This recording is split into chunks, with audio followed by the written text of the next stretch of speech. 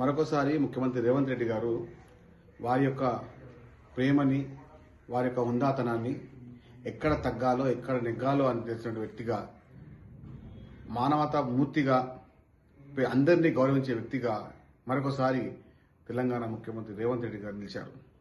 Assembly సాక్షిగా ఆయన చేసినటువంటి ఈ హుందాతనమైనటువంటి రాజకీయానికి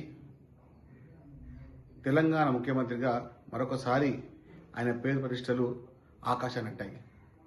అక్కడ మీరు చూడొచ్చు, ముఖ్యమంత్రిగా 3 అడుగులు ముందుకొచ్చి మాజీ ముఖ్యమంత్రి గారిని ప్రతిపక్ష నాయకుడిని కలుస్తున్నప్పుడు ఎక్కడ ఇద్దరున్నారు అవలగాన్లు. వాడొకడు కేటీఆర్, వీడొక అవల మన కౌశిక్ రెడ్డి. కనీస మర్యాద లేకుండా కుర్చీల్లో కూర్చొని గౌరవప్రదమైన వ్యవస్థలో గౌరవప్రదంగా మంత్రిగా పనిచేసి ఇప్పుడు ఎమ్మెల్యేగా ఉండి అహంకార భరితమైన వ్యవహారాలు చేసినటువంటి ఈ అజ్ఞాన ఎమ్మెల్యేలు, అహంకారపు ఎమ్మెల్యేలు మీరు భవిష్యత్తులో మరొకసారి శాసనసభకు రాకుండా తెలంగాణ ప్రజలు నేడు నిర్ణయించుకున్నారు.